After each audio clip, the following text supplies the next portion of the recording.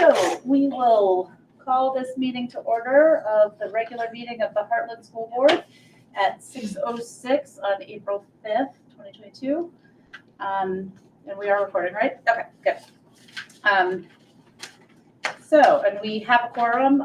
Sarah is working tonight. She had a book event somewhere. This is all we got. I gotta say, I miss Scott. It's we're all one gender. Yep. Where's David? Yeah, I know. We don't have David. David's in Wethersfield tonight. Yeah. Okay. So are there any changes or additions to the agenda? Just if we could move items for discussion IDL up, Tina would love to go first. Most definitely. Okay, so we'll put that before principal's report. Oh, you want one of these? Okay. Sorry, which one was that again? IDL. Hey. Hey, Donna. I'm good. No, you're good. I said hi to you. You can say hi back. Like, am I mute? Oh, no, you're good. I mean, people can hear you, but it's all good. It's all good. Happy to. Yes, we are recording though. Okay. Any other changes or additions to the agenda? Carlene, you good? Okay. Heather, you good? Okay. I'm good. Well, awesome. And Colleen, you don't need to mute yourself unless there's background noise because it's Okay, great. I think it'll make you. There might be being in the background room. noise soon, but we'll see. We'll manage that when it happens. Okay. So I will take a motion to approve the minutes, and everybody was at both meetings, right? Yeah. So. I think so. Yeah. So if somebody wanted to make a motion to approve both sets of minutes at the same time, that would be acceptable. I motion to approve March 1st and March 9th minutes. Okay. Is there a second? I second. Heather beat you to it. Gotcha. Could have been the delay. Okay. Oh, and how are we doing minutes tonight? Do you want me to take minutes? Yeah, that would be helpful. I mean, I Well, could. technically, I am clerk. Yeah. But I You don't have. I'd be happy to do it. I mean, you can do it too. It's fine. Go for I can. But Usually, there's somebody that takes off the recording. I know that Yeah. David sometimes jots. Yeah. Notes down. I write Mostly down the first and motions and- seconds. Okay. I'll keep some notes and then we'll merge our two. Okay. Because I don't want you to not be part of the meeting too. Okay. So, okay. So we have a motion and a second for the approval of the minutes. Is there any discussion?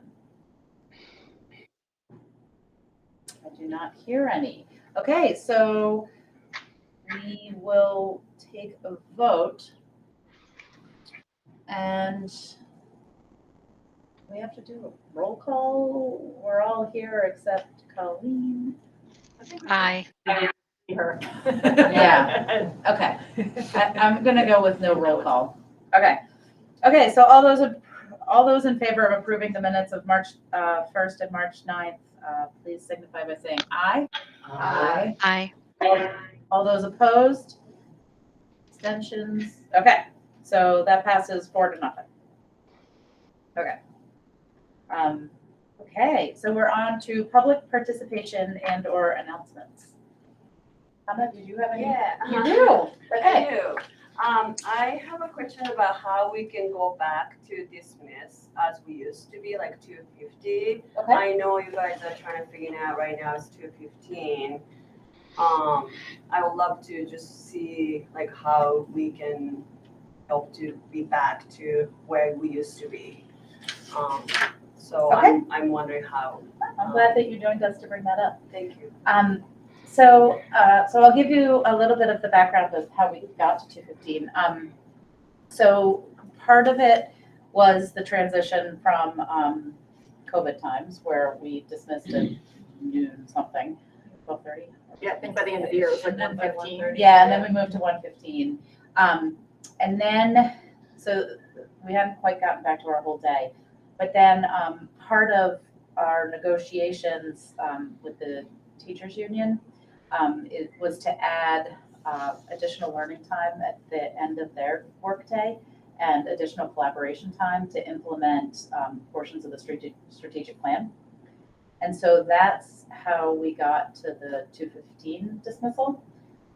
But I know, because Christine and I have talked. About it, yep. So I'll let Christine take over from there. Yeah, so we, it's a great question and people need to know. Yeah. So it is on our administrative agenda, it's come up.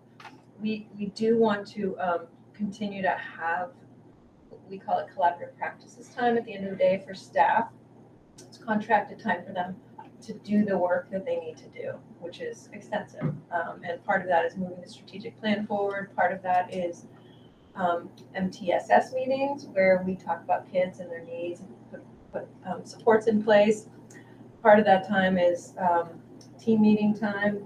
And one big part of that time is co-planning, because part of our strategic plan is moving towards a more integrated model of teaching and learning.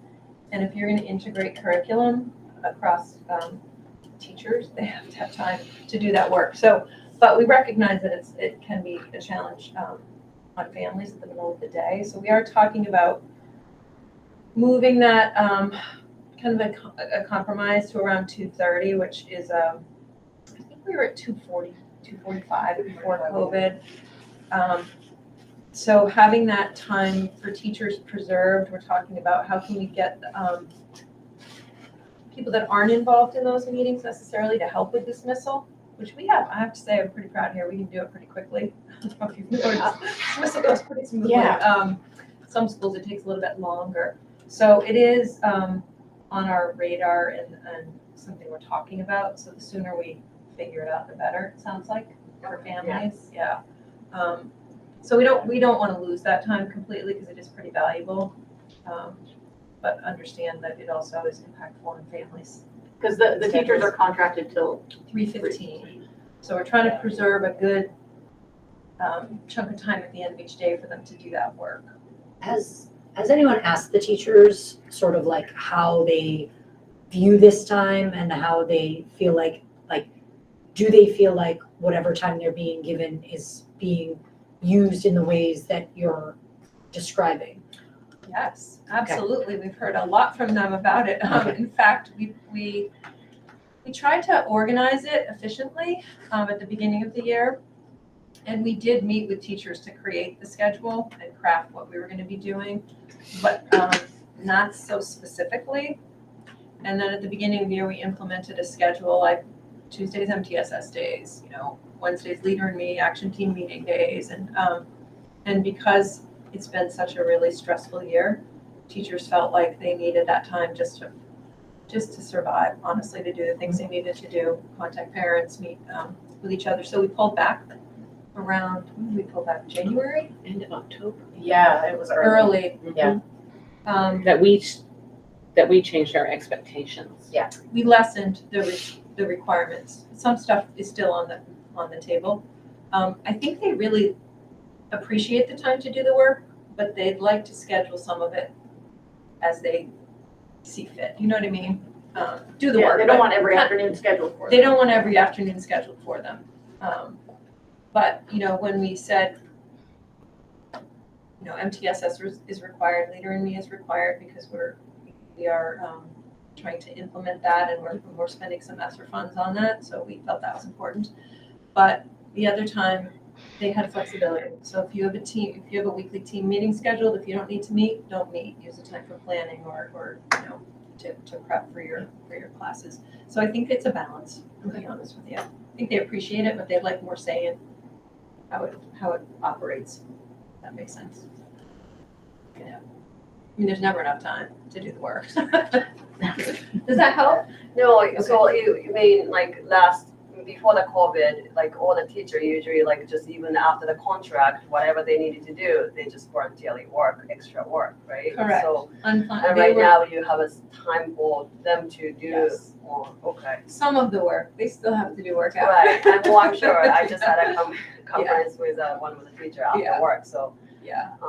Okay, is your plan is in the future going back into 2:45, that's the goal, or is it gonna be like 2:30, that's the, We'd like to make it around 2:30, just a kind of a middle ground, so that they can still have a good solid chunk of time. Because honestly, when you say 2:30, if they're dismissing at 2:30, they're not gonna be able to be in a meeting at 2:30. It's gonna take, they have to use the restroom. They don't typically do during the day. And part of providing that time too is that we, with the transition to the strategic plan, we were asking for a lot of changes in how we operate, like specifically with the collaboration. And so there's a challenge of the boards and community asking for more collaboration, but then not actually giving the time for that to happen because the school day is so packed and there's not really chunks during the day for them to be able to do that. So it's hard. It's As a a parent, balance. it's very hard. Like I'm not well, I don't know fighting which that. one is easier, like some schools, they do until 3 or 2:50, and then once a week, they have Right, days, right. like, so the teacher have big chunk of the time, and I don't know what is work better or not for Right. parents and also for teachers. Yeah. Windsor did that prior to COVID. For 2 years, I think. They tried a noon dismissal on Fridays. And there were some benefits and some drawbacks. It tended to be people needed to be in multiple meetings at the same time. So on that day, they were scheduled, because there are a lot of different meetings that have to happen. They found that was a challenge. I mean, Angie, you experienced it trying to meet with some of those teams. They would be here, there, and everywhere. We'd have partial, the people that you wanted there couldn't be there because they were elsewhere. And then if they're coaching any sports activities, then they're leaving at 2:15. So that's a whole hour at the end of the day that they're missing out. And that's just the way it is. I know Woodstock is doing 2 hours delay start They just once a do- month. Yeah, about once a month. Yep, we have one tomorrow. Yeah. Yeah. How does that work? How does it work? Does it work well? Does it seem? It is meeting time. Yeah. It is not like, there's no free time for us. Like we have half an hour in the morning to like have our morning breakfast with everybody. But then, we are using, her name is Katie Novak. Yeah. Yeah. And she's You know doing, that? Yeah. yep, Yeah. she's Inclusive doing, breakfast. yep. So she's doing, that's what we've been doing every Okay. of those early starts for an hour and 15 minutes.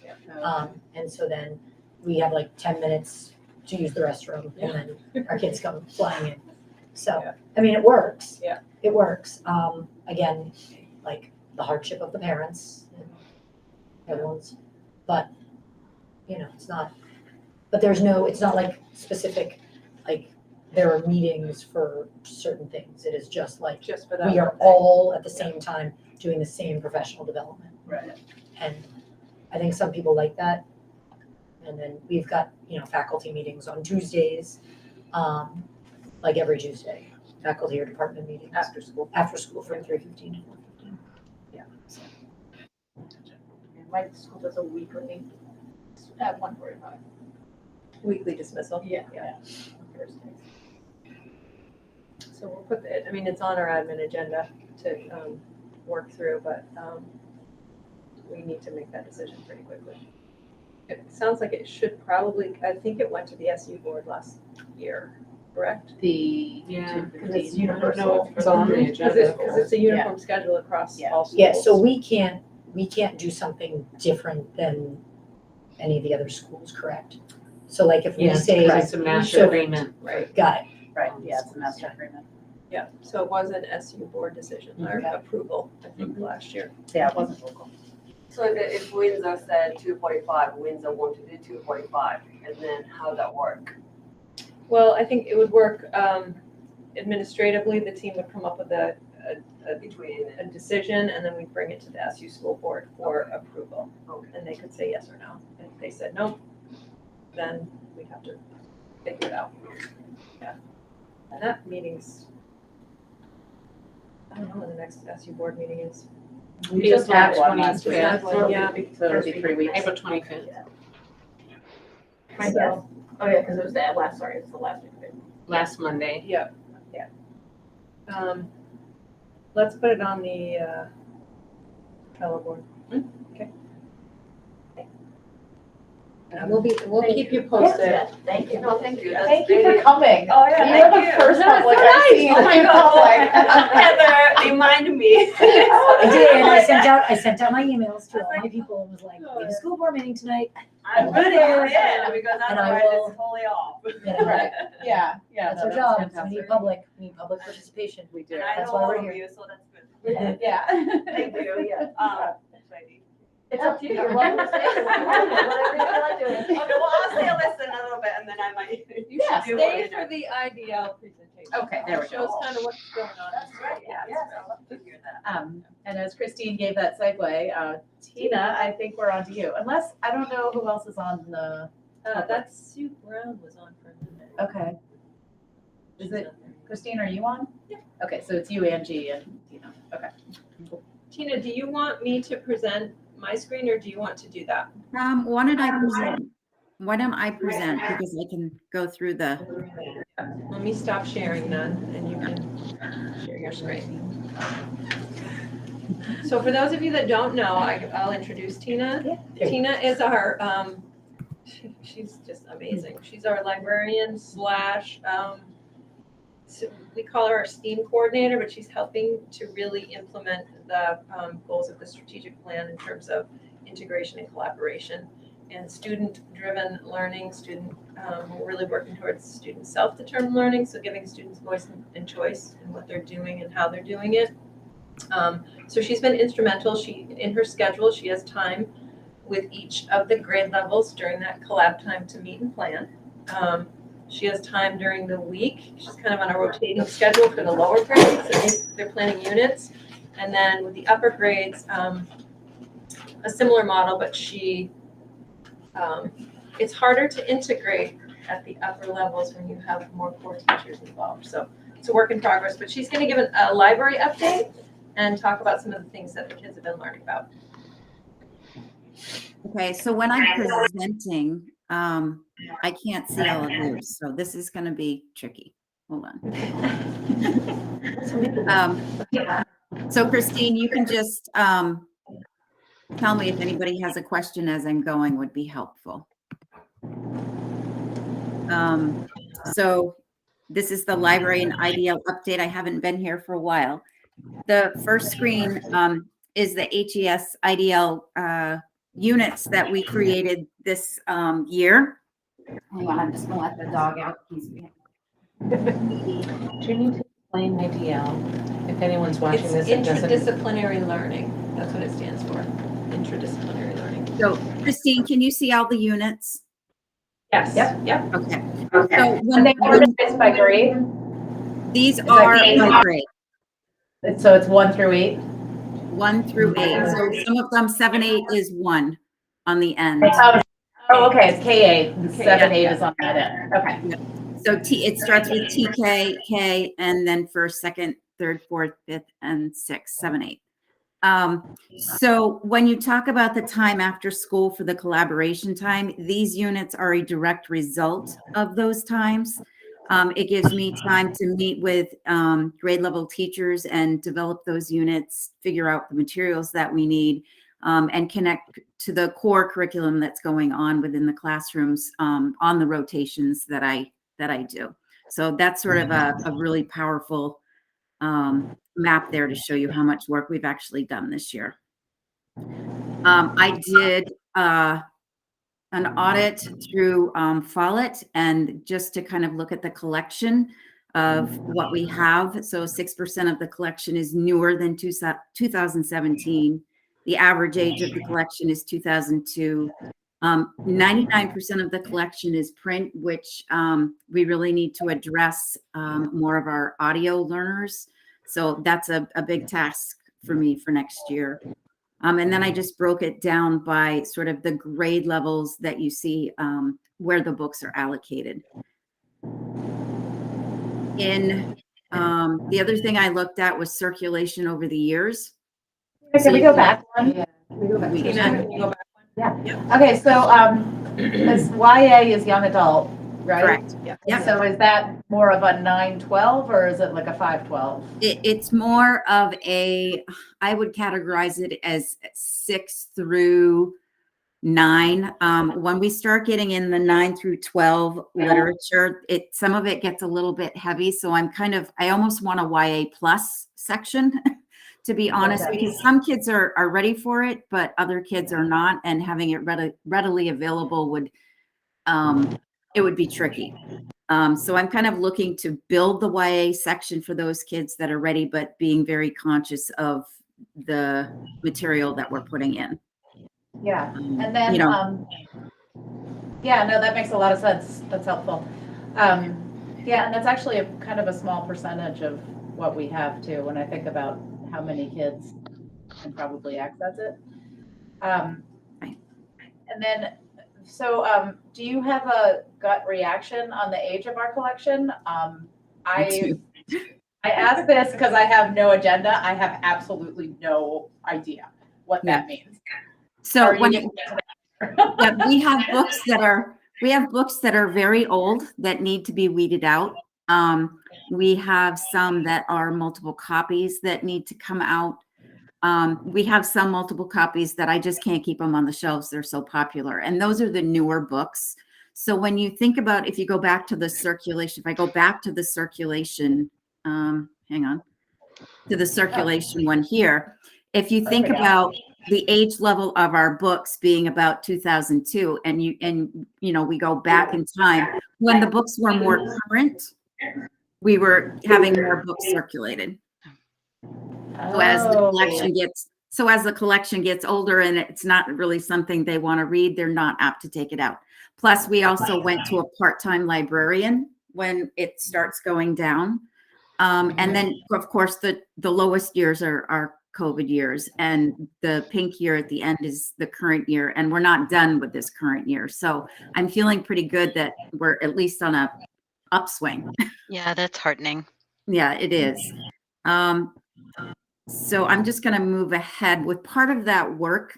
I had the 7th and 8th graders in the interdisciplinary unit work with me to do a diversity audit in the library. And I'm just going to show you really quickly sort of let's see if this transfers onto the screen. This is what they saw. I presented why we were doing the assignment, and talking about why it's important for everybody to be seen in our library. We talked about the Vermont School Association statement for intellectual freedom, saying that, having presentation in the library for all groups and cultures is important in order to understand a global society. We looked at some informational graphics to kind of have a more visual representation for them to understand. We talked about #own voice books, which means having an author that has experienced what the book is about. So, if you have a book about a Black person, that a Black person has written the book, so their perspective is accurate.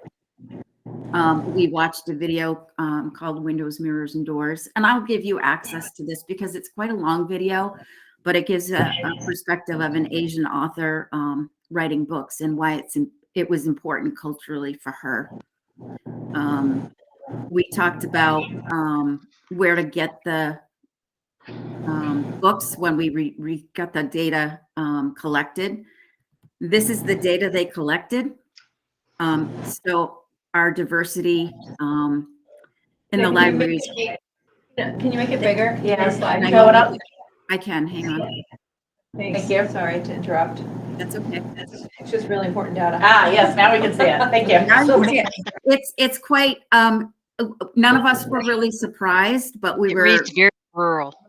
we were pretty upset by looking at this data. So the kids, what they were tasked to do. So this is just the cultures and groups that we looked at.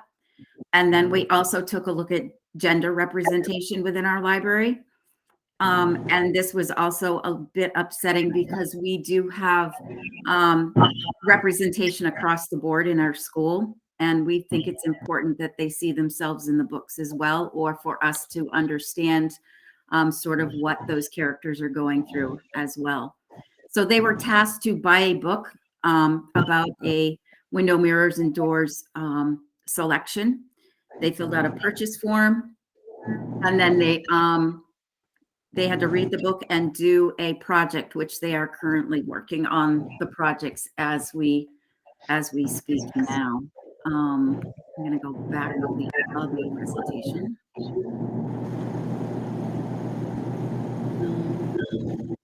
Here we go. So this was them reading in the new lounge that I put together for them to read their diversity books. We served snacks and cocoa for them to read, and even our younger students, you can see on the right, are enjoying the lounge as well, to curl up with a book and read together. So it's been a very popular add-in this last week. Going back to the interdisciplinary units across the board, middle school did a gingerbread challenge. And this is just one of the ones. They had to connect it to some learning that they had done to that point in school. And then the school voted on their favorites. We had a winter carnival led by the middle school, and that was a middle school students' idea to set up the carnival. So that was kind of fun. They did a great job, and we had some beautiful weather that week. They did a Shark Tank with Mr. Butts, which I think somebody came and presented to you about their project. Yep. These were some of the other projects that were done during that unit. Sixth grade is currently doing some toy hacking where in pairs they got 2 toys and they have to take them apart and combine them to make one toy. So we're in the process of creating new toys. Fifth grade is doing Hugo Cabaret and cardboard automation. So they're representing some takeaways from the book, and they had to make some portion of the project move. So we have a crank that is built on the on the right. And I think on the left-hand side is one that it actually turns. Fourth grade, we did solar ovens, and one staff member actually cooks with a solar oven. So he came in and talked to them about his experience. And then we tried boiling sap, or at least trying to get it to a temperature that was higher than what it was currently when it came in. And they also tried cooking chocolate chip cookies, which they got soft, but they didn't cook well. So our experience is to try that more towards the summer months than in the middle of the winter. But it was worth a try, and they enjoyed the unit. So they still have them, and I think they're going to try them again. Yeah, try s'mores. S'mores is a lot easier. You just need to melt the chocolate and the marshmallow. Yeah, exactly. Oh, s'mores. Just go for melting. In fourth grade, I'm also teaching them how to make book trailers. So I have one here that is in progress that I wanted to show you. I can get this to pull up. WeVideo is something that we have on our Clever site. So she read Dear Hank Williams, and so this is her book trailer.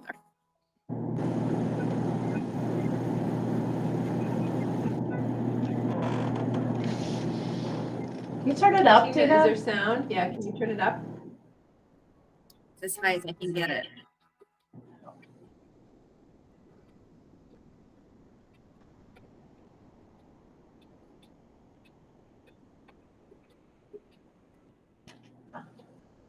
Yeah, we can't hear it, Tina. Oh,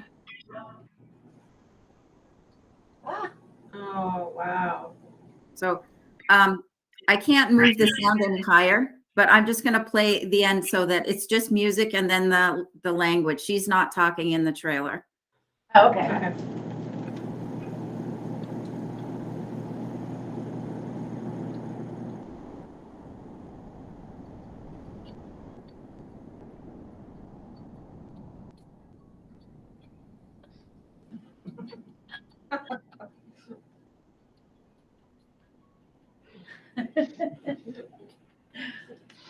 Awesome. 10 out of 10.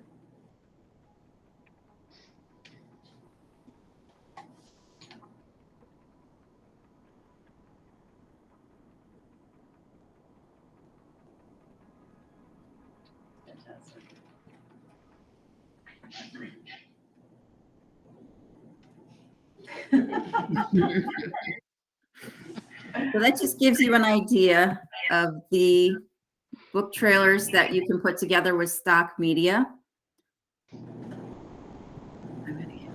Not one. Third grade made maple popcorn bars. We talked about bioregionalism and what makes Vermont, Vermont. So their little designs on the outside had to do something with Vermont. And then they had voice and choice of what ingredients went into the maple popcorn bars, and we made them up and they enjoyed them.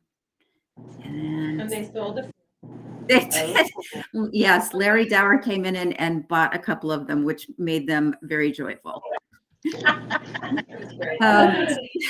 Second grade last week made some greenhouses, and we read Anywhere Farm, and we talked about what plants need in order to grow. So they'll be using those greenhouses after April vacation to begin their plant studies. And first grade, we did polar bear research and habitat creation. So we used PebbleGo. And Angie, if you're really listening, we love PebbleGo. Having PebbleGo has just been really great for the lower grades. And TK, they were learning fairy tale elements, and so they designed puppets and a puppet show box to take home. And that is the end of the presentation. So any questions for me? No, I'm just blown away. I just am so excited that this is what we're doing and this is what our kids are getting, and it's just such a change, and thank you. Yeah, you're the best, Tina. Yeah, but it really is telling of the after school time and the ability to meet with the teachers and to work with them to make these really rich units. And I think that the programs will grow across if we can keep that time.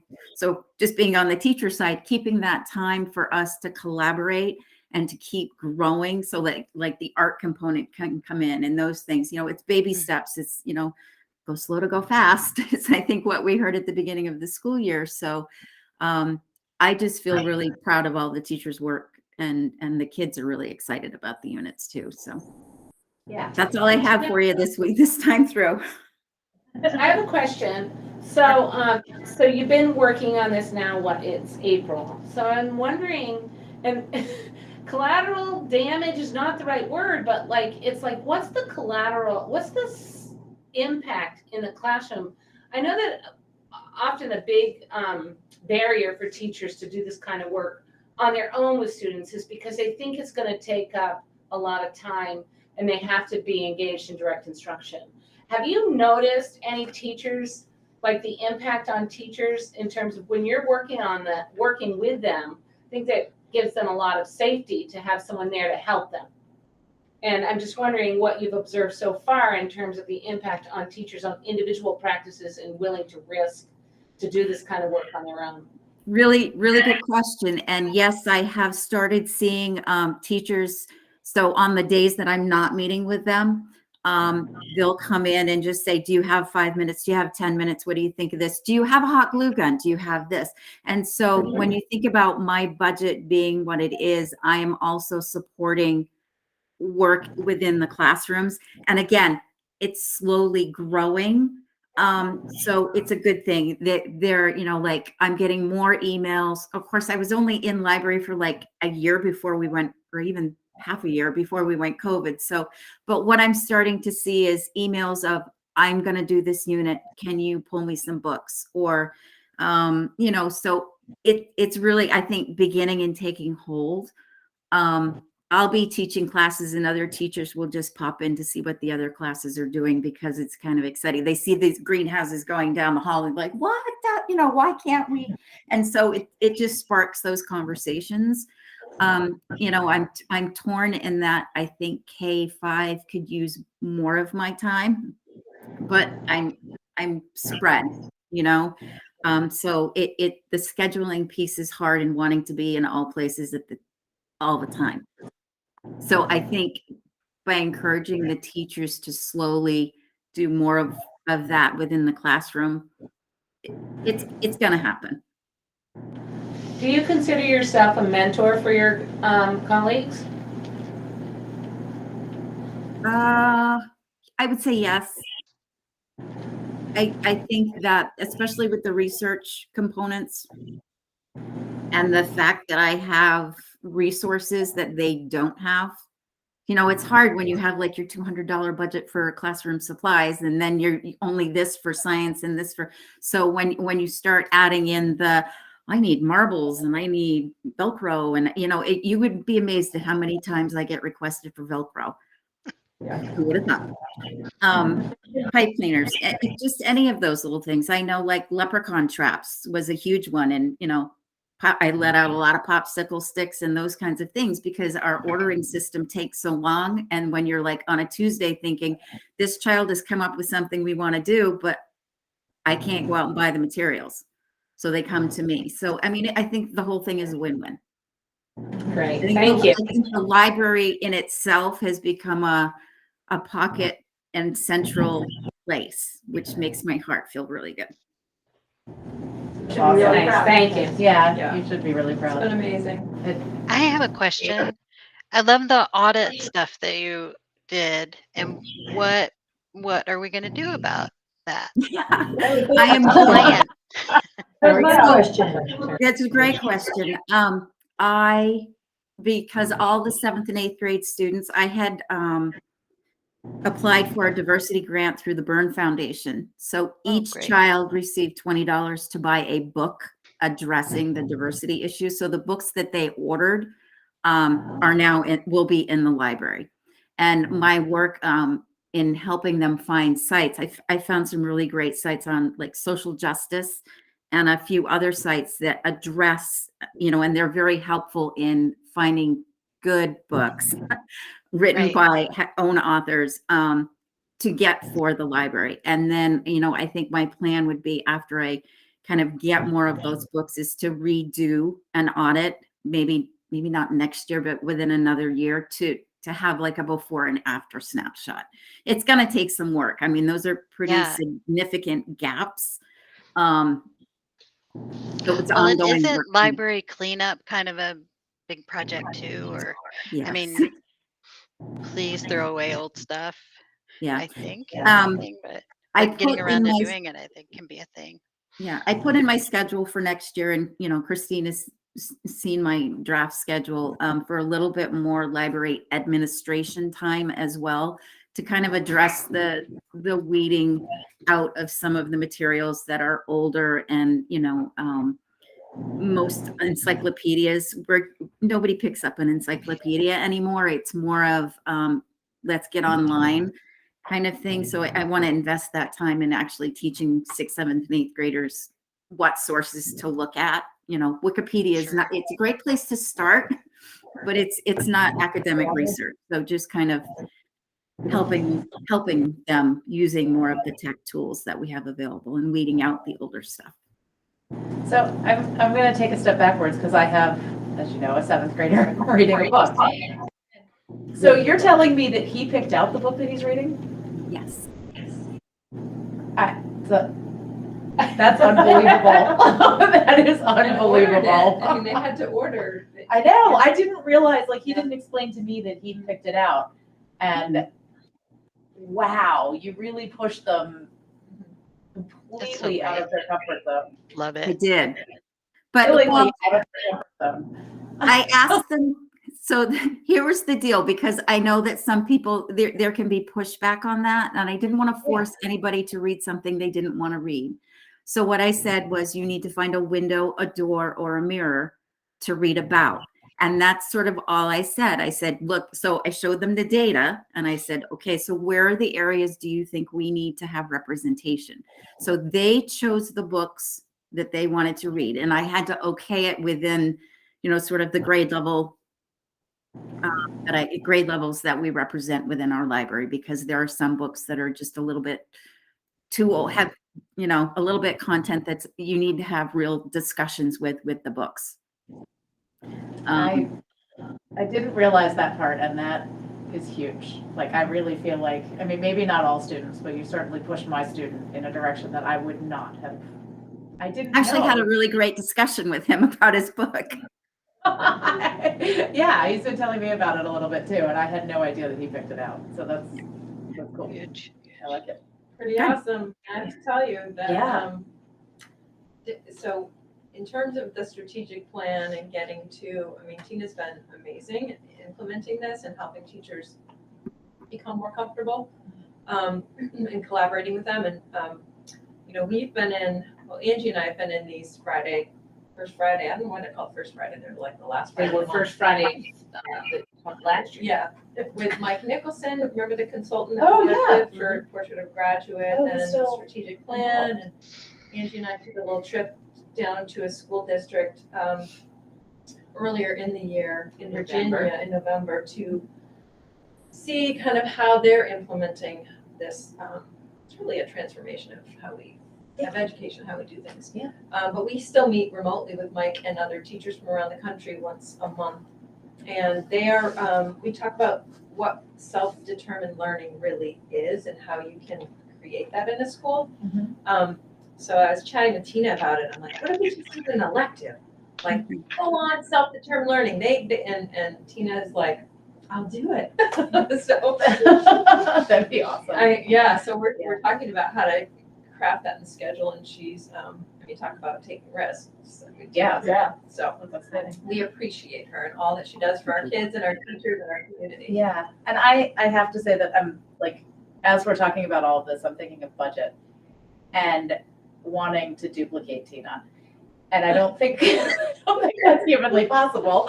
So, I like, I wonder, I mean, and I know we've already crafted the budget for next year, but like, is there a half of a position that we can put in there, to be directed by Tina, you know, and have it not be, just to have the right hire, to be directed by Tina, and to be the person that, you know, if a teacher comes in, I need glue, like, they're there so that Tina's brain can stay. Within the current staffing? Well, I don't know.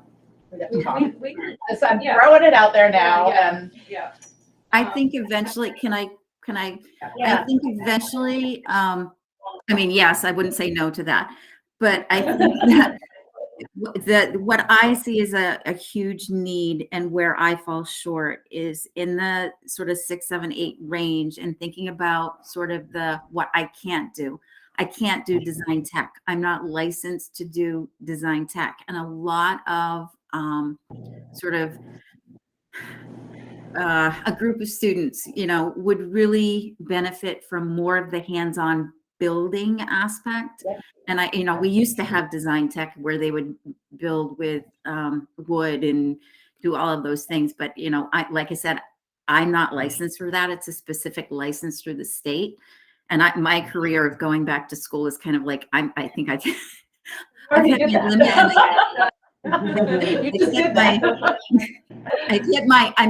I'm happy where I am, and I think being very successful where I am. So I'd like to stay there. But I think if a future hire were to happen, that would be a very good direction, I think, for the students, and, you know, for you to consider. I don't know where we would put it, but yeah, and that's more of a programmatic. Yeah, I mean, but it also makes me think, like, I think about, like, we're getting this new trail system. Of like, I end up going in the other end of like, if we're gonna be investing thousands of dollars into an accessible trail, we really need to make sure every staff is out there as much as possible. So how can we also encourage them at the same time to be using their outdoor space, feeling comfortable in that outdoor space? Because kindergarten's great, but every year it goes up and they get more and more removed.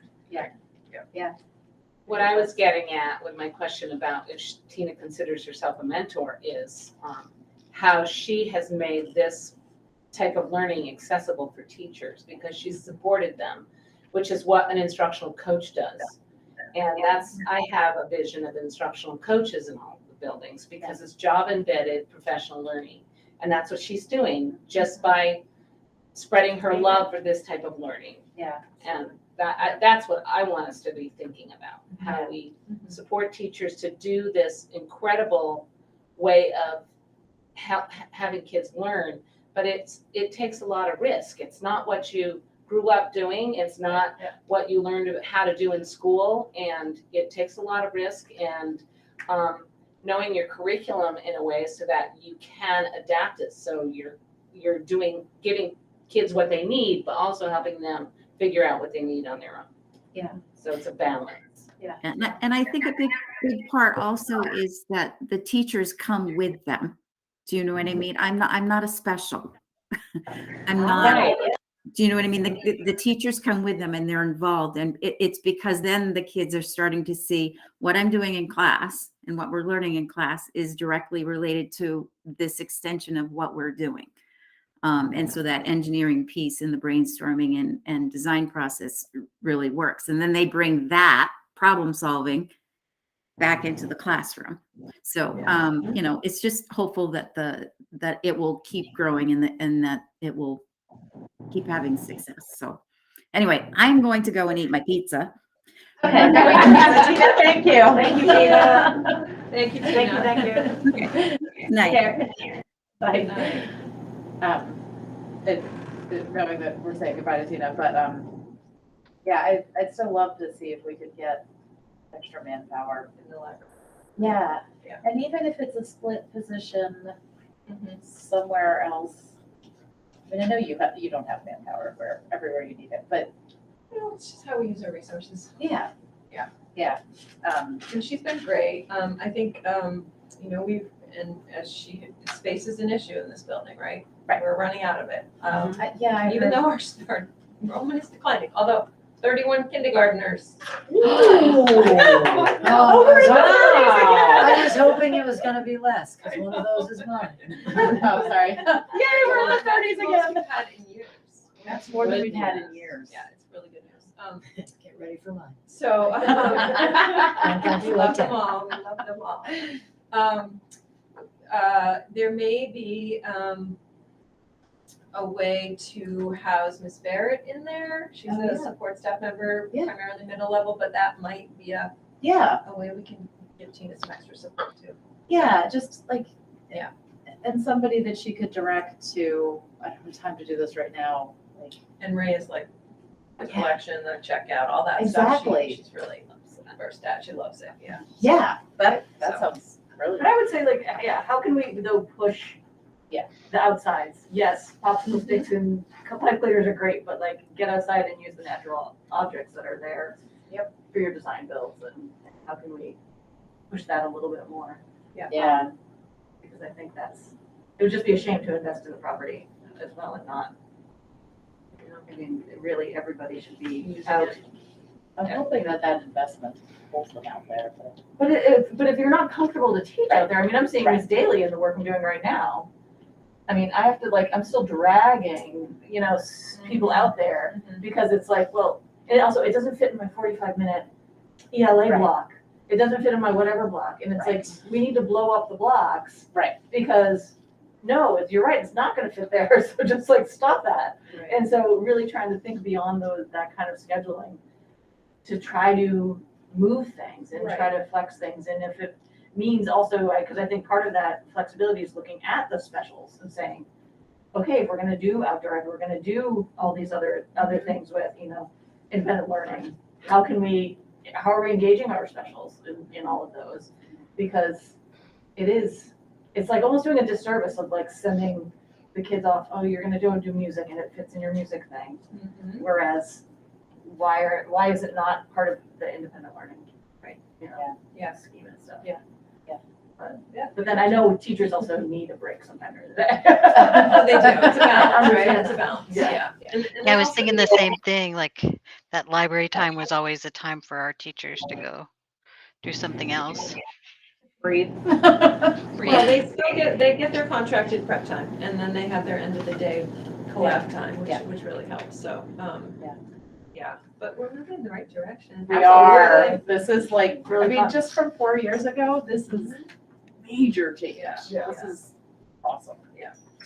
I think the community needs to know more about this, because I feel I know what my second grader brings home, but I have no idea what else, like Yeah. what your son is doing. And so like, and I think a big community push would be something that would be interesting. So for like having, people like when we had the COVID and we did the big donations and stuff like that, like I know that like I would be more than happy to like donate a lot of money that goes like to buying multicultural books and like things like that. And I'm sure there's plenty of other people who would want to donate like their time to like help with outdoor classrooms and, help students come up with ideas of like what to do with the land space. Cause like that's something we're doing at our school right now is like, what are students doing? Like, cause if kids have buy-in, they'll do it and they'll want to do it. So if we can make it like, so what do you want to do out in the outdoor space? Kids will be like, well, here's what I want to do. And teachers are like, okay, let's do it. Yeah. So I think sort of like getting kids to say what they want to do and having, like community be like, well, I can help with that. I'm a big fan of that. So Yeah, there's so many experts in our community. we Yeah. do. We have a lot, and we got a lot of like we should be making a sugar shack. Like we should be getting kids to tap maple trees, and like they should be out there doing all of that. Like, Yeah. We are making a composting. I saw that. Ruby was telling me all about the composting. Yeah. But like, I mean, we've got like this community of like lots of people who are willing to help. I mean, we've got a goat farm right there. Like, I'm sure we could come up with 80 million things that the community could do to like help with the school or just be part of the school. It's exciting to be talking about having the community. in the Whole- school again. well, I mean, like, isn't our motto Yeah. whole community? So like, Yeah. let's just like, Just not during. let's, Yeah. yeah. Yeah. Well, Yeah, but exactly. we're here now. So Yeah. like, Yeah. we should be really reaching out whole community to be like, we got the space. What do you want to do with it? Yeah. Like, how can we help? Yeah. So. Yeah, just an update on that. Jennifer Waite's been helping with the trail or getting, the grant and we're gonna have to raise about $20,000 more Okay. to pay for it because the prices have. Yeah, that's actually not quite as much as I was thinking. Yes, I know, that's actually like, I'm like, okay, Yeah. we can do that.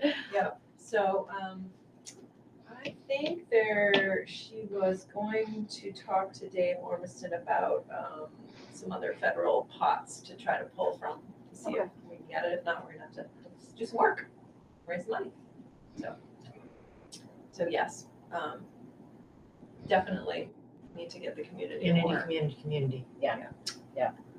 We have one more community dinner scheduled in the spring, I do believe, and it potentially could be in person, which would be great, right? Yeah. At the end of the year. That would be a great time to like showcase all the kids' Yeah. things. Like, Yeah. that's one thing, we need to do is showcase what's Right. going on. Well, and having people in the building is a huge part Yes. of that. It is, but I mean, like, not even just parents knowing, but like Community. the Oh, whole yeah. community Right. should know like what's going on, like Right.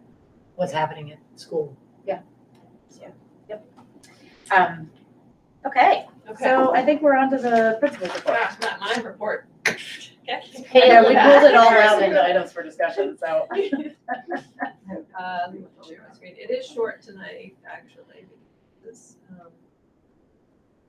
That's okay, I didn't say this, but I'm like aiming for a record meeting. all right, let's do this. tonight. April 22, it is short, and David's is short too, so. Yeah, I haven't slept in like a week, so. Nikki Buck, hockey's over. What are you doing? Working, being a mom. I had one of those weeks where every aspect of my life kind of blew up slightly. So. All right, well, I just wanted to let you know how appreciative. All right. And that's The better. staff really appreciates the lunches on Wednesdays. And that's part of us showing them how much we care. And, it's been a rough couple of years, and they just, it's not a huge thing, but it's impactful, and they really appreciate it. And look at that lunch. Look at that. I Mr. Graves know. walking out of there with that. Is it going to continue next year? Yeah. So anything I have to do with it, it will. So yeah, I hope so so. the state bill, it's basically an education committee at the state level for universal meals. They are saying, they actually moved it, because originally it was just breakfast that they were looking at. They upped it to breakfast and lunch for next year. They, For students, so. yeah. For students, For Did that students. that hasn't passed yet, right? No, so what they are, basically what they're proposing is to have a year, because they're trying to figure out how to fund it, because they don't want to just give it to the towns, like, that's not really fair. Right. So they are looking at funding it through the education fund for the next year. Okay. And then, so that will give them a year To figure it out. basically. So that's what's going forward right now, so. But then the teachers, This is funded through ESSER. This is the This is- staff wellness pool that we set aside. Or, I mean, it could be local funds, It could depending be. on how but it could be covered by ESSER, because there's staff wellness funds in the mental health funds in the ESSER. I heard unsolicited from a teacher in Windsor, that this was game changing. Yeah. That it just made her feel really appreciated and the food was amazing. And so, And they just get to go and get as much as they want. It's Yeah. great. yeah, and she just like blurted it out. Yeah. To a whole room of hockey players. Like, it was just really, And it's Yeah, nice, it's nice yeah. to go down there when they're down there. I mean, food makes people smile, right? And so Yeah. it's- Good food makes people smile. yeah, she was good. That's the key. Because I don't know that this would have been the Yeah. same a few years ago. I'd be like, no, I'm not Oopsie. doing there. So it's been great. So much appreciated. I just wanted to share that with you. Yeah, we should, I would like to find a way to keep that, as much as we can, but knowing that it does cost money. It does, but it's worth it. It's worth the investment, right? You want teachers that are happy. It makes them. Well-fed teachers are Well, happy. and it's also, like, if they're thinking their lunch is great, then they'll go buy lunch the other days too, and Right. it's a program. That's So- true. Exactly. That's true. And I don't want angry teachers. No, we want calm, happy teachers, which brings, So at least we know that on translates Wednesdays. into the children. Everyone- It's really all staff, right? Not just teachers. It's all staff. Yeah. Yep, all staff. Good. So it's wonderful. Yeah. Hiring updates. We have completed interviews for the second and third grade interviews. You are. We have to move. We have to move. I know. So we have, our current TK teacher, Megan O'Brien, applied. That's an SU position, so she applied for that second grade position, and the team moved her forward. We know her. She's amazing. She's been teaching, I think she's roughly been teaching around 8 years. She studied at the University of New Hampshire. She's got a master's degree. She's really going to be great. So she's going to move to second, which of course opened up TK hiring, which we're interviewing for. We've interviewed one. We have another interview tomorrow. Katie and I are spearheading that together. Our third grade position, as you know, our fifth, sixth grade configuration with, it's, that position is the halftime intervention that we had with what was approved by the board. It's just, ends up being a third grade teacher. Her name is Megan McCarthy. She is currently teaching in, begins with W, down past Williamstown? Springfield, no, I'm gonna forget what it's called, Westminster? Westminster. Yep. Small school, That's really cool. and she comes to us with 7 years experience, so good, Oh, nice. experienced teachers, yeah. And she is very, very excited to become part of the Harvard community and family. Nice. She's coming to visit after break and spending the day here. Her break is nice. Yeah. Yeah, she's, we're very excited about both of those positions being filled with such qualified teachers. Yeah. That's great. Both So- people named Megan. Yeah, and they're both, well, one goes by Megan, Oh, which one is Megan? third grade, Megan McCarthy, Okay. Megan O'Brien. Okay. That'd take a while. Can you put like a line over the. Yeah, I there you know. go. Could you please? Or double E. Okay, we're gonna work on that. Make it very pale. So what's with middle school? Yeah, so it's a middle school shakedown. So we are, it's an anticipated middle level science position. Our teacher that came out from out west back home, she lives in Lebanon, and there was an opening in Lebanon, and she went for it. So she's going to be teaching there. So we have a middle level science position open. posted it. We interviewed one. We have 2 more, an interview tomorrow and one Thursday. So I think we'll fill that one. And then our middle level teacher is moving to a high school position, which is what she's been wanting for a bit. So, so we have that level ELA. our middle level ELA teacher. Okay. So that one's posted. We have how many applicants yet? But we have 1 interview scheduled like Thursday night. But math is staying put, that you know. I don't know. Fingers crossed. Yeah. Yeah, so math and social studies are solid. Well, contracts are issued April 15th, so we'll know Okay. soon. Right, okay. I will say, we had a couple new people on the team this year, and we are pushing our middle school teachers to collaborate, and that's a change. And some people like that, some people don't. That's what it is. It's hard. to I got a integrate. fabulous student teacher who teaches for math, so she'll be looking for a job if you need one, Okay, which is great. we hope to keep. I hope we don't need We that. hope we don't. Yeah, and I hope we don't need social studies either. Yeah, they're great. They're all a great Yeah, group of teachers. yeah. Things that I've heard about from social studies are awesome. Yeah. Nice. Yeah, Like, Mr. Anderson's great. It's yeah, fun. He makes learning very engaging. and memorable, like it's sticking because it's fun and It's fun. engaging. Yeah, it's Yeah. cool. So I'll keep you posted, but those are and I think you have to officially approve those hires. Oh, so those are like legit, we're doing that right now. We could do that tonight. Okay. I didn't think about it that. Yeah, should we put that Christine, can I under? ask you, like, how does your interview process work? Like, who is on the interviewing team when you go and interview somebody? Teachers? Just, okay. Oh, yeah, for interviewing teachers. Yes. Typically, I put it out there, and usually it's the grade level pod that is involved. Special educators, assistant principal, support staff can be if they choose to be. You are. I am. I am. We haven't had students. I was gonna say, with the But middle school, would you? Middle school, we should have You students should. on that committee. You should. We have not, but it is. Get- We should do that. Get two kids on there. And that's the process. Okay. So, I'll put, I put them under items for action. okay, thanks, Nikki. And then I just wanted to update you on where we're at with Floral Hall, because that's we are considering, Yeah. same picture as last time, moving our CrossFit out there.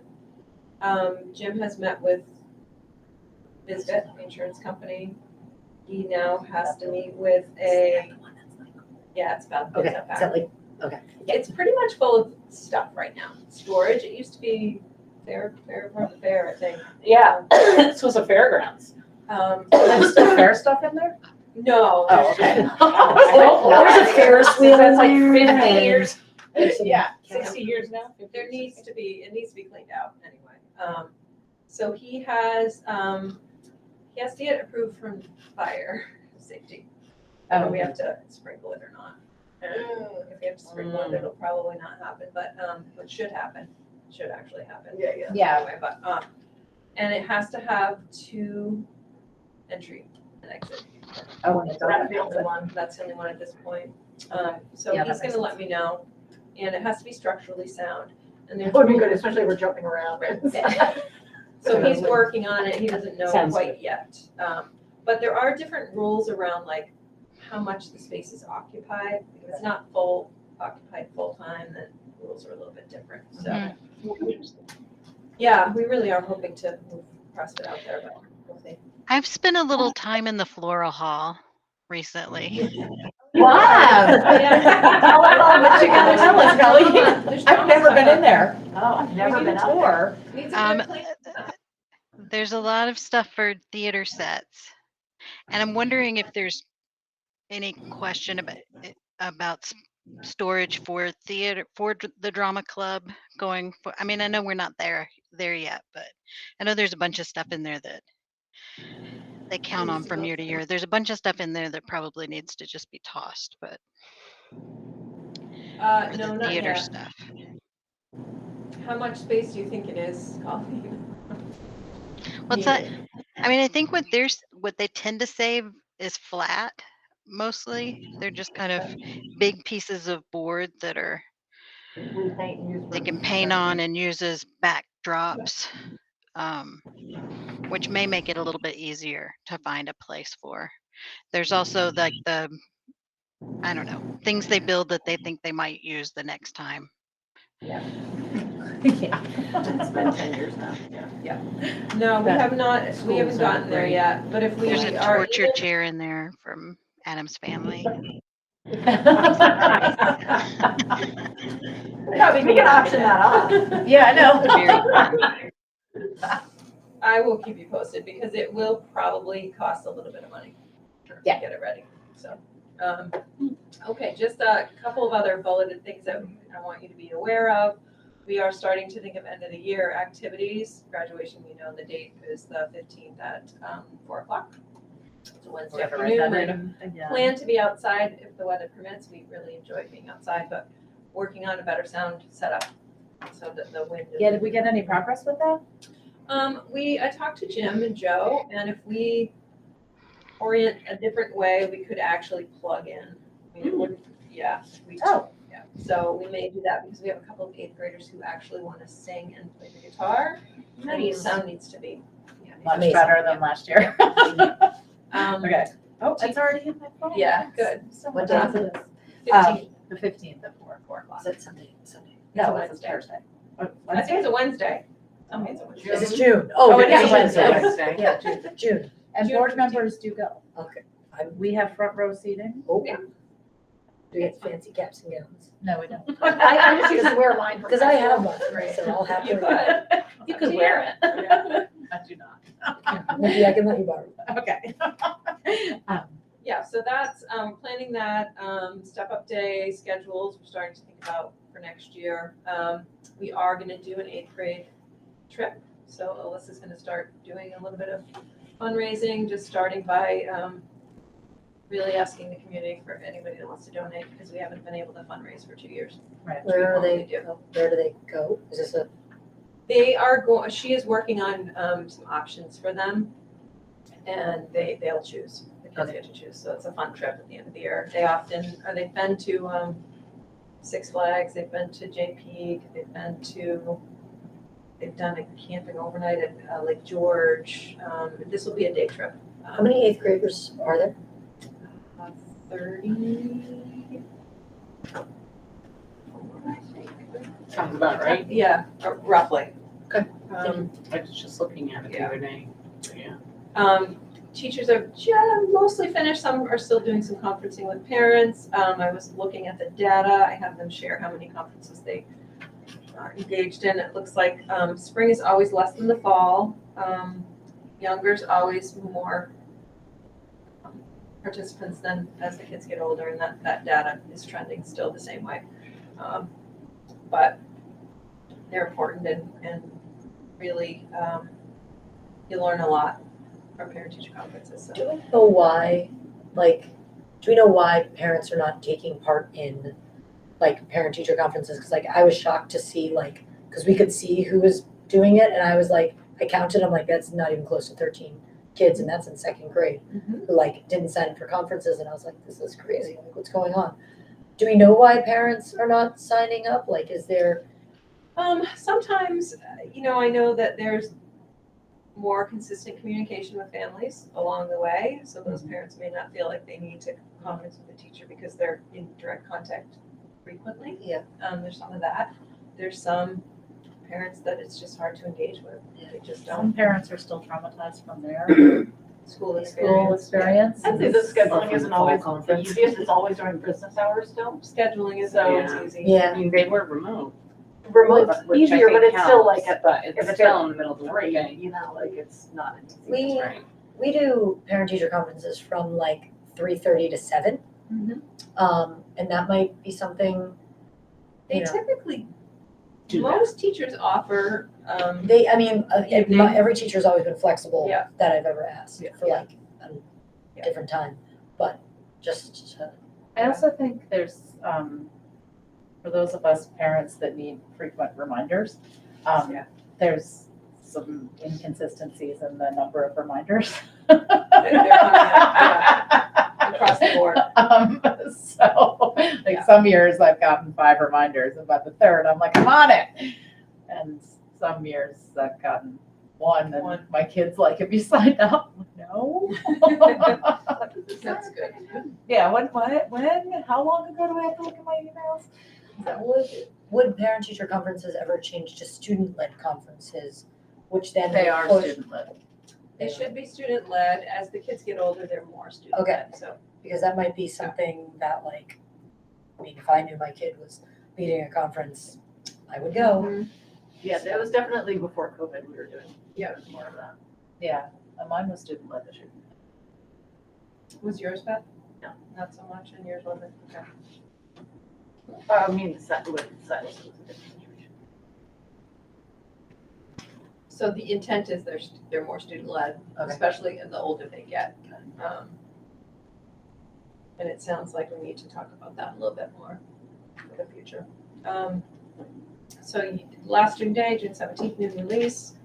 We did the school-wide plan, which is the title requirement for the federal funds that we get for Title I.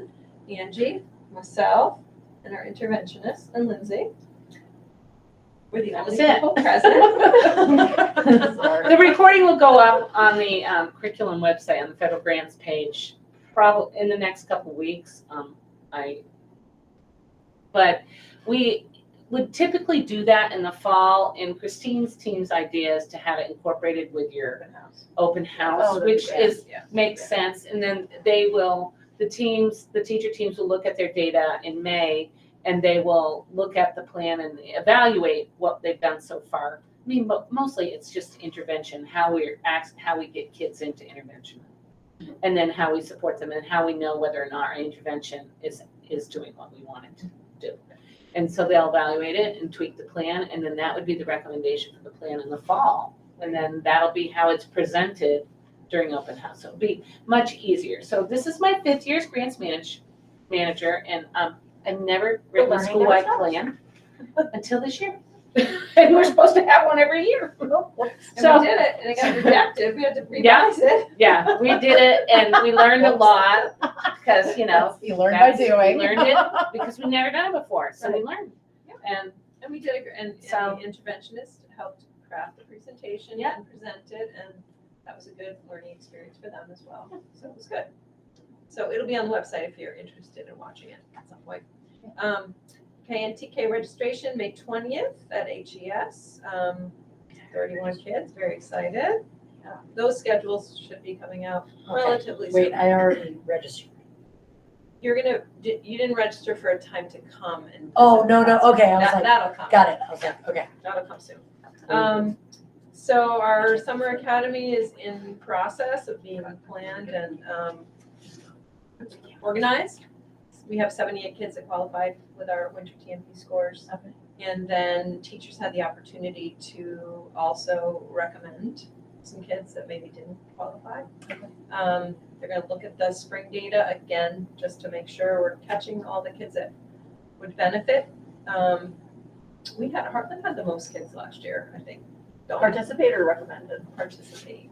We had like 38 kids participate last year. Yeah. And have those, That's good. you said those notifications already went out. They did. I should have had a letter.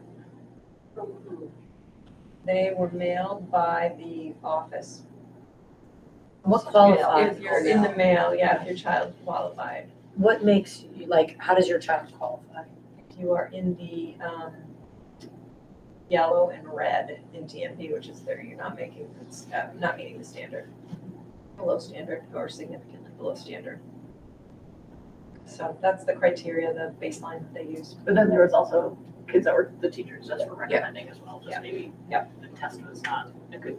Right, you get measure. It's How essential. long is summer academy? It's gonna be 4 weeks. Whoa. 8:30 to 11:30, student day, right? I'm trying to get this right. They're July gonna- 11th. through August. July, yeah, it's after the Something like 4th. that. And I believe it's 5 days again. Yes. Yeah. Mhm. That's cool. Yeah. It was, do believe. it was quite successful last year. It was at Windsor though, right? At Windsor. Yeah. Yep. And it will be at Windsor just because we have to centralize our resources and. Yeah. Yeah, the 11th through the 5th. And just student council, just so you know, they're planning an end of the year talent show, which is exciting. They're very excited about it. Is that kids or The kids, teachers? yeah. Well, teachers can enter. Uh-huh. They want to show talent, but the kids are planning it. They're doing all the work, which is great. And then you know what I didn't put in here is the play will be May 20th. Everybody knows that, right? May 20, it's 2 days, right? It's 2 days. It's It's Friday and night, Saturday, yeah. 7, and then I think Saturday's 2 and 7 o'clock showings. So. That's TK. And Registration then date. there's IDL, so What? we're good. Kindergarten registration is on It's 16. May 20th. I know. Very Very exciting busy times. day.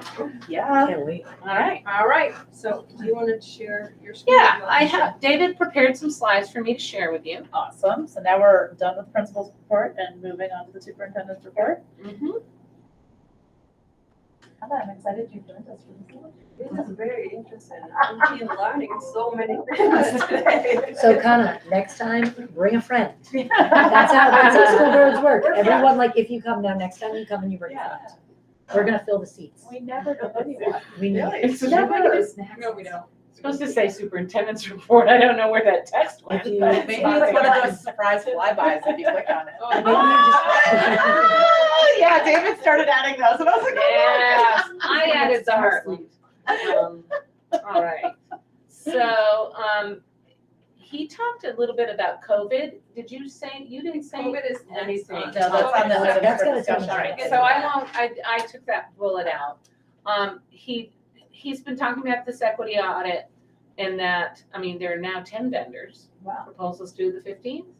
Uh-oh. I got it. And, Move anyway. touch it. I can touch Okay, it. but I'm gonna touch it anyway, just to move it. She made me get, I need to move.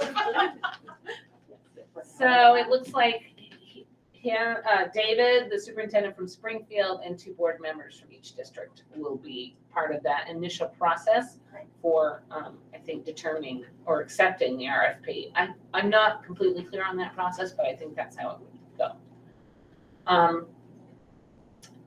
The master agreements are all signed. Yay! Woo! Contracts go out on the 15th. At-will contracts are already sent out, and shout out to Tina for doing a great job getting that done while she's still training her assistant. So that was a big, huge task. Tina. Another Tina that we bow to. Spelled differently. Yes, Spelled it differently. is. She's also put some great systems in place for us. When, for onboarding and for contract changes. Oh, that's great. So, because it's about communicating. And we just went to a new timesheet system, so HR has been busy. We got a lot Digital going on. time sheet. Yay. Yeah, Finally. yay. Finally. I know. But this staff, like, teaching staff doesn't do time sheet. Only If they're out, they do. for they sick are. time, Yeah. for anything that's like sick time, professional time, bereavement leave, any, that sort of thing, they'd have to put. Like database thing that we have to go into. So they do now. Oh, there's the COVID. Oh, what am I doing? I thought, I wanted these last 3 bullets. Parent conferences went well. Free lunch Wednesdays are going well. I'm glad Christine shared that slide. And then the last day of school is Okay. the June 17th at noon. And we will say FY22 is in the books. We'll say farewell. We will say Actually. we are trying to put together a June Institute for the week after that. We just have to get the details together for our staff and figure out that. What does that mean? That would be for teachers to do some professional development, work on things. We have to outline it. So we're gonna have time to talk about it at our last No, meeting. Because Yeah, the but they'll teacher get contract paid. goes another, the teacher's contract goes. No, it's a beyond that. stipend. It's So a, they get it's a stipend work. choice. They get to Yeah. choose the work and give it. So that's it. Thank you. Thank you, David. Thank you, David. Thank you, David. I'll pass that along. Okay, so now we are on to items for discussion. So we're on the COVID update. COVID, I don't think I need to share my screen, I have a slide, but, so you probably all pretty aware. calls a lot. So I will say the optional masking Enjoyed the subject, right? went really well. The teachers did a great job prepping the kids for it. We had no issues about kids choosing to wear masks or not. Went really, really smoothly. So that was great. I didn't actually anticipate any problems here, but that went well. First week without masks, we had 3 cases. And then, I don't know what happened. Well, I know what happened, but Rule of exponentials. we had, since the 18th, we've had 39 positive cases in Harlan. How did I know that? So you're still doing phone calls? 39. I'm still. Oh, yeah, I she's did one she last week. calls. And I was gonna say, I haven't, Christine calls a lot. I haven't gotten a call. Yeah, I mean, it depends which class Yeah. is exposed. And Yep. the classes that had cases had multiple cases. A lot. yeah. Multiple It really, I cases. guess it shows what Yeah. we were doing was Yeah, pretty The good. masks. Yeah. No masks Yeah. helped mitigate. We also had a lot of staff members get sick. Yeah. Yeah. Is that rebounding now, or We still have some staff that sounded a little shaky last week at the SU? last week we had a lot, and this week we have some new ones, but some are back, and Yeah. so we're managing it. People have been great about stepping up and helping, and so I think we're past the worst. You need to go Oh, find shush them. This now. is not real wood. I You've got real know, wood behind I you. know. Because I will tell I'm you, cursing. 2 weekends ago, I had 14 cases between Saturday and Sunday. It was crazy. It was crazy, but we got through it. And people have been sick, but not hospitalized or so. Did by any chance, did anyone contact the Vermont Department of Health to say hey, do we have a protocol for what to do with this? Because I feel like in terms of putting it out there, if we've got that many cases, the Vermont Department of Health, at least we can be we've called them and they said we're doing everything we're supposed to be doing, or maybe they could have given some advice or something. So Annette, our nurse, Yeah. contacts our liaison to the PDH, which is Walsh. So let her know. Didn't get much direction, honestly. And are those actually cases being reported? Because it seems like the state They're not. numbers, they're not getting reported to No, the because state. the state number on that weekend was 2. 7. Yeah, and Christine's I I'm like, made what? 14 phone No, calls. And I was because we're not, when we were doing the rapid test, the test to stay, it was in simple report, it got reported because we. Yeah, had but to if you're go. at home doing it, But and if they're you're like, at it's home, positive, it's they on don't the bother. parents doing it, it's not us, so we're not reporting those. We only report, if we test here, which we have found some by testing here, it gets reported to the state, because we're still using that online system to start the test and the test. So, I mean, the answer is no, they're probably not all reporting. Got it. Or I mean, no, even they're not. people have said, oh my gosh, I didn't even think to report it. Well, Right? Yeah, That's where we are. I mean, at this point, you calling, is that a sufficient use of your time? Calling families? Yep. That's a great question. I don't know, I keep saying, do I still need to Like- do this? I mean, I stopped calling one class and I just sent emails because I'm like, oh my God, they're gonna get so sick of my mess. Hey, how are you? I know, especially because it goes to the phone, and then it goes to a cell phone, and then it goes to a cell phone. So, I mean, I think it's a good question. I do Yeah. too. and I also think that in these circumstances, sort of calling, if Annette didn't get the information that she wanted from the liaison, then I really feel like the Vermont Department of Health, they're the ones we're supposed to be following. We should be calling them to just be do we need to start, does the principal still need to call or email or let people know? And, do we need to reinstate whatever, what is it that we should be doing? Just so that somebody has something to answer to, so that when parents call. But all of those decisions were made on the board made anyway. Right. And so Christine's not gonna make a decision to start masking again. No, I get that part, but the Vermont Department of Health could have said we recommend everybody do some testing or whatever they might, but They recommend that anyway. I mean, if you're exposed, they recommend you test on certain days, and we all Stay home if you feel bad. Yeah. What- So So to go back to the, is it worth calling, how do you reach parents? Like, is calling the only way to reach some families? Do families all check email? when I do the robocall setup, it's both. It's a call and it's an email. Right. Typically, I mean, I can just go to email. People aren't going to Right. necessarily going to check it, but I I do don't think, know how I mean, much that matters, to be honest. I mean, it does, like, I do think it matters because you're gonna test more often if you know you've been exposed. Well, I'm just, yes, Like, the That's true. You're gonna test informing family families, members. I think is really, is important. Like, if it's a phone call or email, I think it's still really I important. mean, I'm just happy to because- do it. I've got to Yeah. talk to a science. Yeah, But I will say, I think only people one started wearing call. masks again Yeah, after they Oh, I know. were exposed, people But I started mean, wearing so masks. I get emails for for the 3 schools that I'm Yeah. part of. And so I always get an email for like, hey, there was a case here, there was a case here. Mhm. Over the last 2 weeks, I don't think we have double digits, I don't know what happened in you my know, and it's just Yeah. really, I mean, yeah. it really feels like there was a That's super high spreader school. in one class or two. Yeah. Could have been. I mean, some of the cases, it's, multiple kids and families. Yeah. One gets it, a week later, another Yeah. gets it. Yeah. I think we'll pass the worst of it, I think. But, I already Back to know. the table. I mean, right? Like, Right. Yeah. It's vacation You know, it sounds next like we're week. doing, I mean, Right, we're that's still true. doing all the good things, you know, Right. it's still. Yeah, it was a little sketchy for a bit, but. And I just have to say, it was funny because the phone calls were coming in that one weekend. Oh. And, One after another. yeah, and so my son knew what was going on and he didn't think to talk to him. I was planning on being like, if you want to wear a mask, that's Yeah. probably a good idea. And he was gone, chaos in the morning. And I opened up the trash can and there was a wrapper for a mask, like completely on his own, made the He took it. decision. Yeah. Yeah, and I just think that that's really cool that kids are there. Yeah. Like, we're there. And he felt safe wearing a mask to school and They've been really good I about was it. gonna say, the kids haven't been a problem.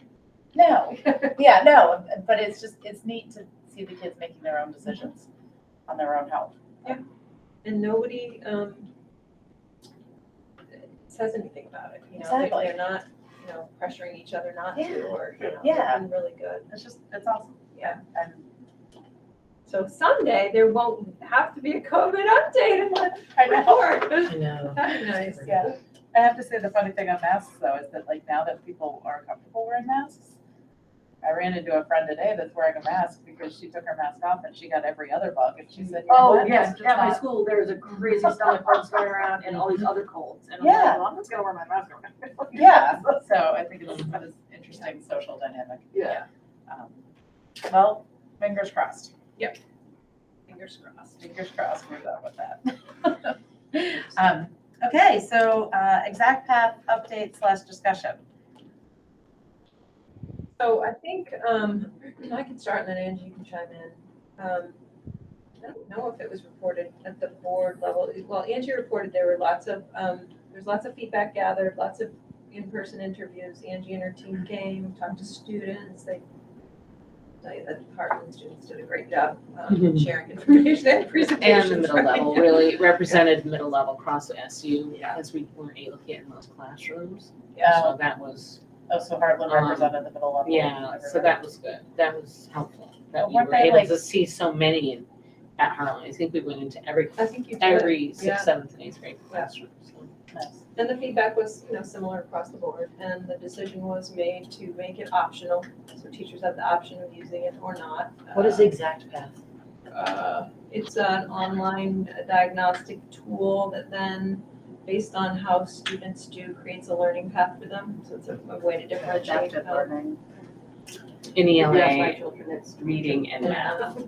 And I have to say, like, in theory, it wasn't, like, it looked good. Mhm. Like, and I see why it was chosen, and I know how it made the kids feel, and I can't argue that they're feeling, like their feelings are their feelings, and their feelings are very strong. But having only done it once, or like seen it done once, I don't understand entirely how it elicits that feelings, but I think it's awesome that we are respecting how the kids feel. But I want to say that, like, I can see why we picked it. I think And the team picked it. I mean, Yeah, the team it of looked- teachers and- We went through the That's the one process. too that has That's like, it when, like a kid could do it for 15 minutes, but then it says it has, but your focused time is actually only 8 minutes. yeah, Yeah, I yeah, think that so that's, it's- I think it's those A things. little bit frustrating. Yeah. Yeah. I was just making sure. I mean, I'm not messing up with ultimately, something else. It was that level of frustration that the adults were responding to because the kids were frustrated, so. Yeah. Um, Well, and it also, like the kids that I interviewed just impromptu about it, for some reason, and I still don't see what it was, but like, I think I talked to 4 kids and it made them feel yucky about themselves. It made them have bad feelings about themselves. And it's Well, just this- interesting. I've heard screeched in my Yeah. house. This makes me feel stupid. Yeah, I hate this.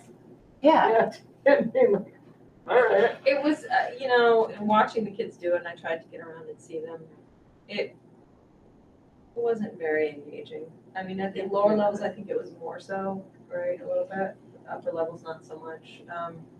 I think the kids liked it more when the teachers assigned it as, because they had the Yeah. flexibility to assign tasks Oh, so when it was more it relevant? could, more yeah, relevant to what they were doing, you know, That it makes put them on a path, and they might be learning about fractions and math, but then working on something completely different on the exact path, so they Yeah. can see the connection, although those foundational skills are important to Yeah. know. Yeah. But we they, learned a lot about Yeah. implementing curriculum and what worked and what didn't work. And I don't think the pandemic did us any favors. No. So it was a great learning opportunity, and we will Learn from it. learn from that. We learned a lot. and a some lot. teachers are still using it a little bit. I know at the middle level, they're doing it, I think, once a week in ELA because they feel like they don't have enough time for ELA. So that's what they chose to do, and the kids are grumbling a little bit, but they're, you know, doing it. But I know they were doing, I guess doing 90 minutes a week. 90 minutes a week was the requirement from Exact Math. That's like 30 minutes in each subject area, which was a lot. That's a lot. It is a lot. Like 90, like I can think of 90 minutes of so many other. Right. No, it's- I think we got there, Beth. I think we're with you. But it is also hard to differentiate, Yeah. provide intervention. Almost you've invested in this Right. thing and you're like, wait. Yeah. It was a tool to help teachers do that. So in theory, okay, you're gonna be working on Exact Path for 15 minutes. I'm gonna give direct teach for this group that needs more Right. instruction. Sure. But it just didn't seem to work that way. Yeah. So. Yeah. So I think we made the right decision. And there may be better tools out there. We'll get there. But we'll continue to use it for the rest of this year. Yeah, and probably That's- some next year too, because we have a 2-year contract. Oh. So I am working with the company to try to see if we can redirect those funds into other pieces of software that will Oh. be more beneficial for our students. Nice. The representative is with me in philosophy that, yeah, we want you using our products that you're actually using. Right, Yeah. So, yeah, Exact Path could be a Right. tier 2 thing. It could be, we didn't open it up for kids to use it at home in the evenings. So there are some other ways that we could offer it. So, yeah, figured it out. Figured it out as Thank we you go. for the number. yeah.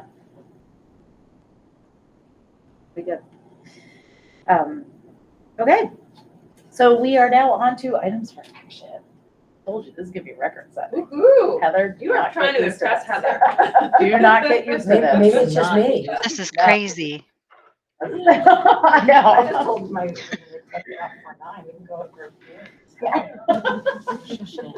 actually have an extra kid at my house that I need to drive home. I do have a hidden agenda. Okay, so items for action. I will take a motion to hire 2 teachers, 2nd grade teacher Megan O'Brien and 3rd grade teacher Megan McCarthy. I so move. Okay, Beth is going to move it.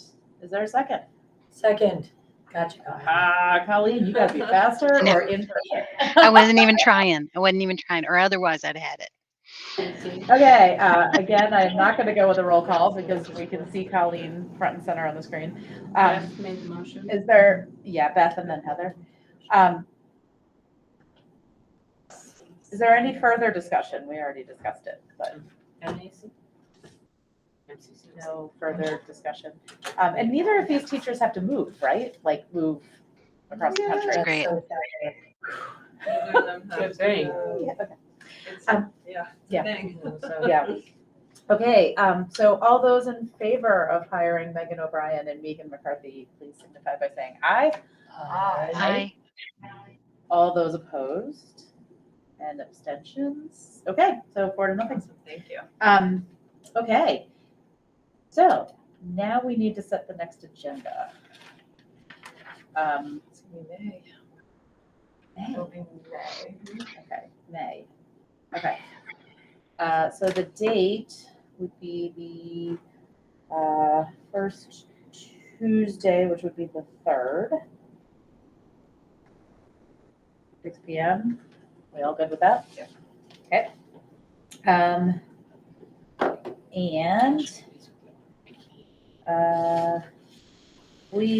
Lindsay is ready with a nowhere to hide update. She's Data guide? she's gonna bring the data, yes. Okay. Yep, she'll do that.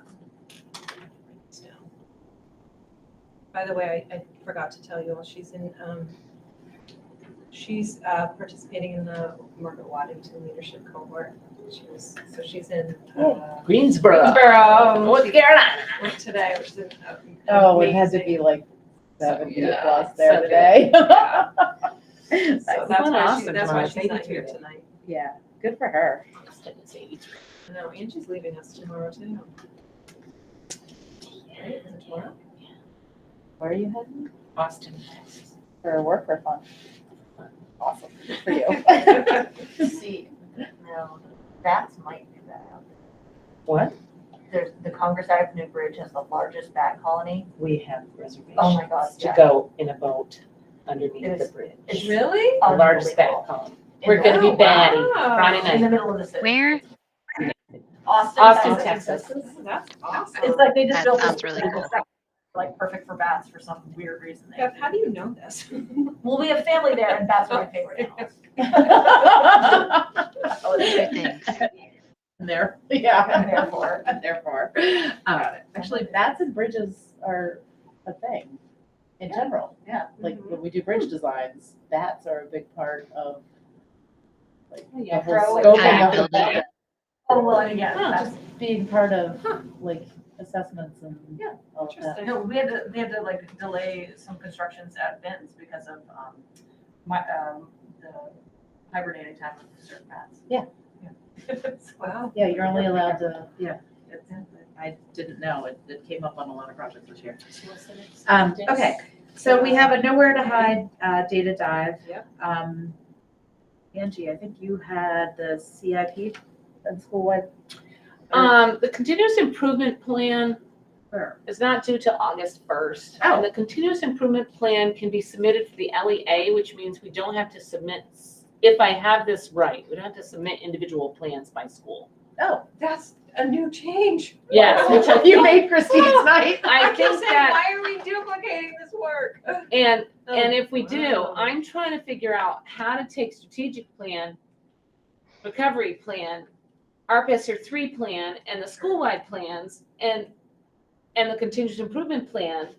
And They're all the same. I mean, it's ridiculous. The They're all the AOE is providing us a cheat sheet, but they all have slightly different requirements. But they all do the same thing, comprehensive needs assessment, that's our data.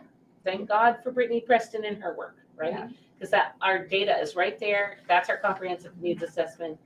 And then our investments, what we're gonna do, our strategies, they're always the same because it's intervention and Leader in Me and students. I mean, I guess the continuous improvement plan could be, we could maybe choose something different than what's on the school-wide plan, but I think it's just easier to kind of try to see where they all align. So that's my project for the spring, and then getting the grants. So you don't need to give us a CIP. I don't think so. I think I can do it at the AOE level. No, at the SU level. Yes. No, thank you. That's good news, Angie. Yeah. Okay. We're gonna have, probably hires to approve. Oh, right. Okay.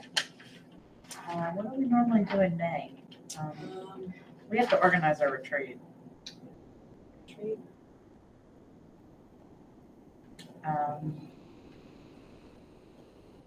We should be done, when are we done with TMP by May?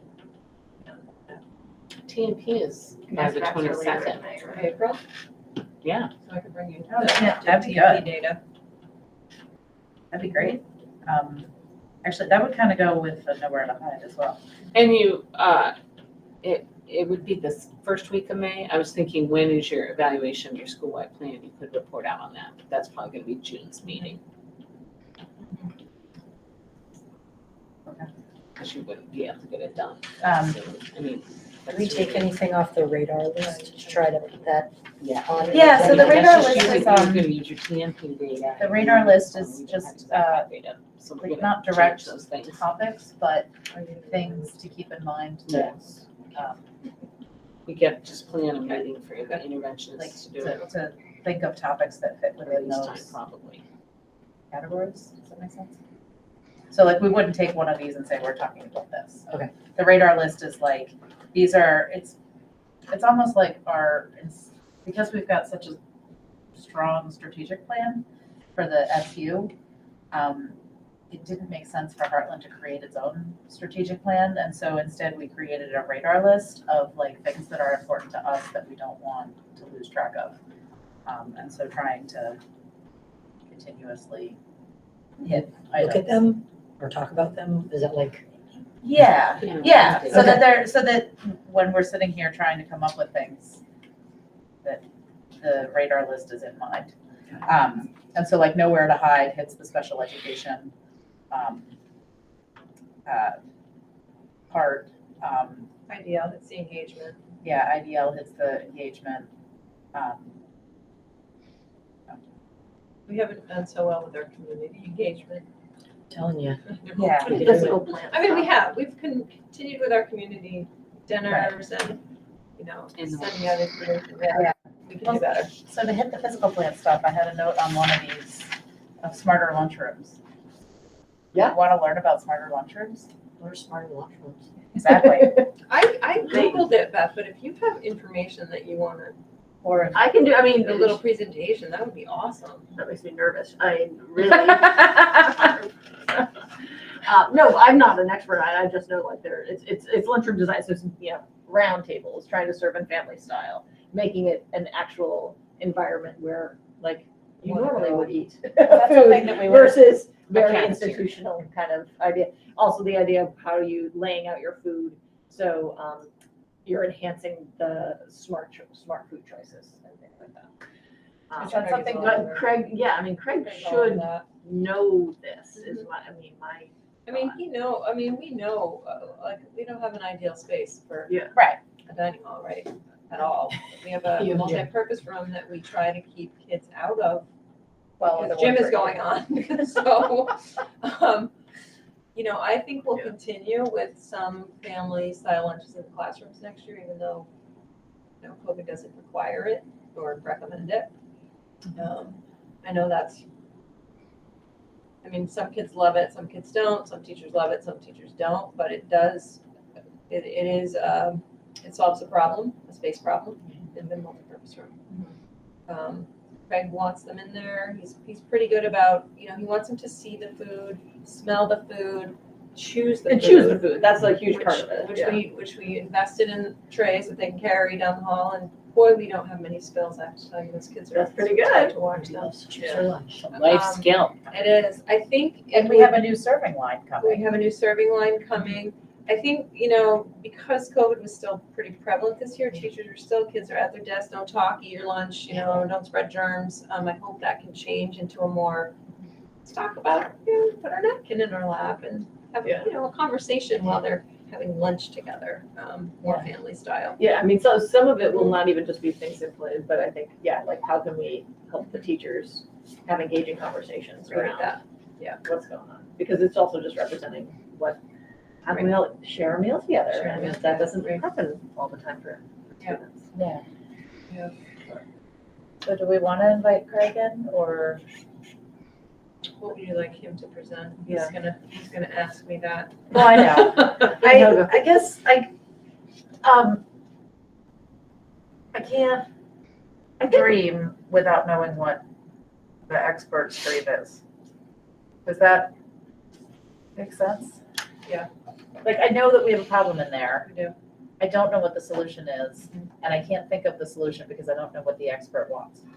But it's also, I think some of it is they don't have the staffing to necessarily like, so Craig is just like on fire and like, he just runs from like, this person's out, this needs this is, to him to sit at his desk and actually like, oh, let me think about really what I want in my cafeteria. He's It's not gonna have, like, he Yeah, just so he's doesn't not there have right that now. space. I'm assuming this, I'm like, that's He good. is running. I usually He's see running. him and sweat is pouring off his head. Yeah, Yeah. literally. He's melting. He's pretty busy. Okay. So that's my only Yeah, so so my he guess doesn't- is he would look at you and say, get me another full-time person. Right. So asking him to do To do something this. more like that in July or August would be a better.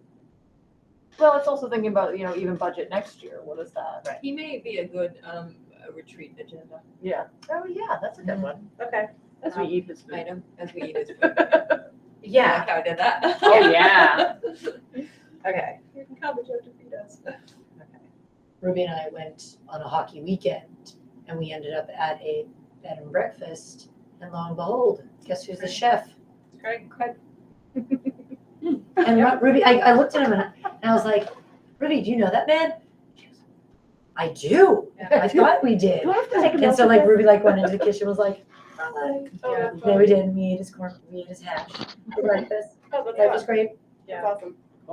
It's near Barry, right? Yeah, and Mary, Mary Hawk tournament. Lots of trips to Barry. Actually, I just ran across our We Are Hope update too. And we're still fully contracted with them for next year, right? Like, as we, I believe. We need to, David's Be negotiating July. the contract right now with Sean for next year. Like Sean stopped in and he did mention that. The other day, they are doing a We Are Hope gala at the Marshland Farms. Yeah, it's the same day as Willy Wonka. oh, that's why, yeah, that's why I noticed. It is. I noticed that too. I have to go to Willy Wonka. Yeah, I know. Well, I called Sean and told him that. Good.